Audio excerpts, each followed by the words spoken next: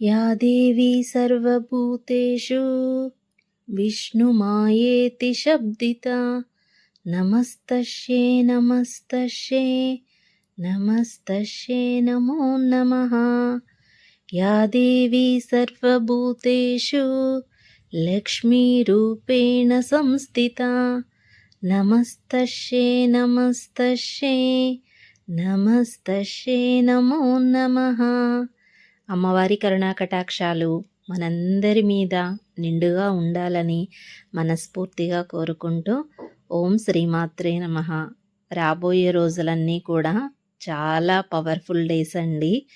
మనకి అమావాస్య వస్తుంది. అమావాస్య అయిన తర్వాత మనకి శ్రావణ మాసం అన్నది స్టార్ట్ అవుతుంది.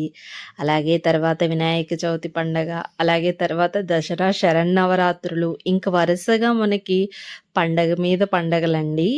మనం పండగలకి కొంచెం ముందుగా అన్నీ సిద్ధం చేసుకున్నట్టయితే మనకి ఏమాత్రం కూడా అంటే ప్రతి పండగకి కొన్ని పనులన్నాయి మనం ముందు చేసుకోవడం వల్ల పండగ అన్నది చాలా ప్రశాంతంగా, పూజ చేసేటప్పుడు కూడా చాలా మనశ్శాంతిగా అన్నది ఉంటుందండి.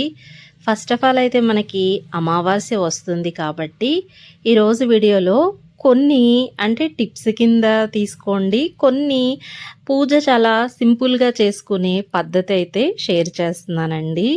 మనం ఫస్ట్గా అమావాస్య ఈసారి చాలా మంచి రోజు అండి. ఎందుకంటే మనకి శ్రావణ మాసం ముందు వచ్చే అమావాస్య, అలాగే మనకి ఆషాఢ మాసం తొలి అమావాస్య.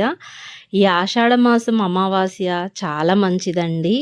మనం అమావాస్య రోజునే దేవుళ్ళన్నీ కూడా విగ్రహారాధన చేసే వాళ్ళంతా కూడా విగ్రహాలు క్లీన్ చేయడం వల్ల ఆ రోజు పూజ అన్నది కొంచెం విగ్రహాలు ఎక్కువ ఉన్న వాళ్ళకి చాలా ఇబ్బంది కింద ఉంటుందండి. మనం కొన్ని పనులన్నాయి ముందుగా చేసుకోవడం వల్ల మనకి ఆ టైంకి అంటే కొంతమందికి పర్టికులరు పూజ అన్నది మినిమం ఒక 1/2 అవర్ 1 అవర్ కూడా పడుతుంది, 2 అవర్స్ కూడా పడుతుంది కొంతమందికి. అలాంటి వాళ్ళకి ఆ రోజునే క్లీనింగ్, ఆ రోజునే పూజ. చాలామందికి నిత్య పూజలో కొన్ని సహస్రనామాలని, కొంత పూజ అన్నది రెగ్యులర్ పూజా విధానం అంటూ ఒక 1/2 అవర్ అన్నా ఉంటుందండి. అలాంటి వాళ్ళు తప్పకుండా ముందు రోజు అంటే మనకి ఆదివారం అమావాస్య కాబట్టి ముందు రోజు శనివారం ఎర్లీ మార్నింగ్ 1 గంట ముందు మనం ఎప్పుడూ లేచే కన్నా 1 గంట ముందు లెగిసి కాస్తంత దేవుళ్ళని క్లీన్ చేసుకున్నట్టయితే మనకి అమావాస్య పూజకి ఇబ్బంది అన్నది ఉండదండి.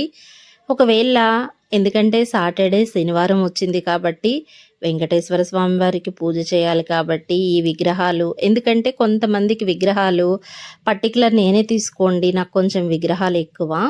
నేనేం చేస్తానంటే ఎప్పుడు బుధవారం రోజున క్లీన్ చేస్తాను.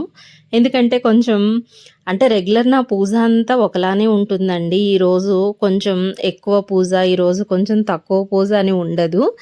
అందుకని ఏం చేస్తానంటే బుధవారం సాయంత్రం 4 ఆ టైంలో స్టార్ట్ చేస్తాను క్లీనింగ్ అన్నది.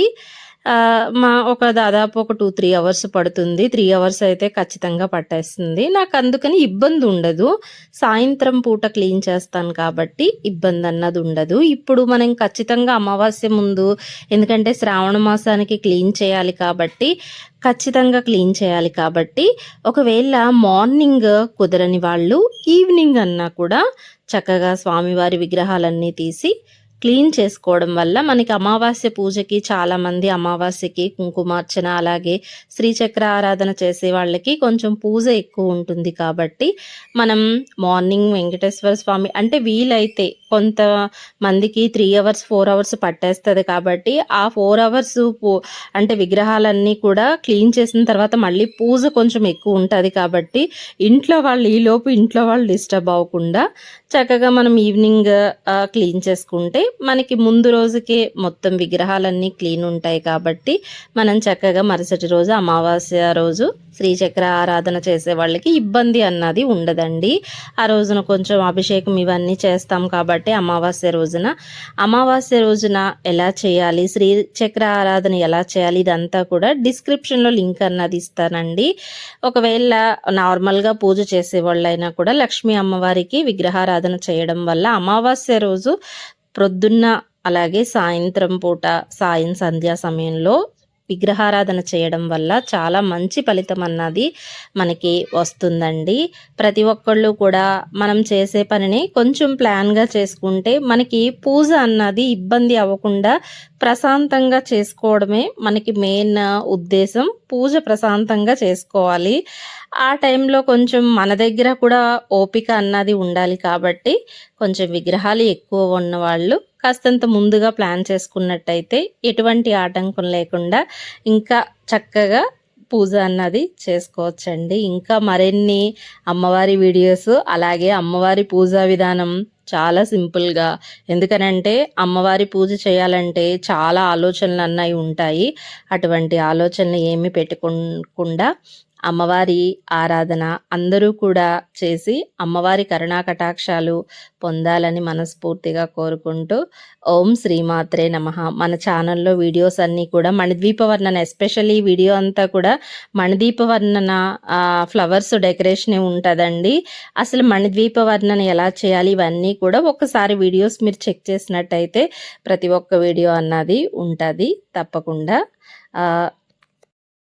అందరూ కూడా ముందు రోజునే శనివారం పూట వీలైతే మార్నింగ్ లేకపోతే సాయంత్రం విగ్రహాలన్నీ కూడా శుభ్రం చేసుకొని అమావాస్య రోజున చక్కగా అమ్మవారి పూజ చేసుకుంటారని మనస్ఫూర్తిగా కోరుకుంటూ మరిన్ని వీడియోస్ కోసం ప్లీజ్ సబ్స్క్రైబ్.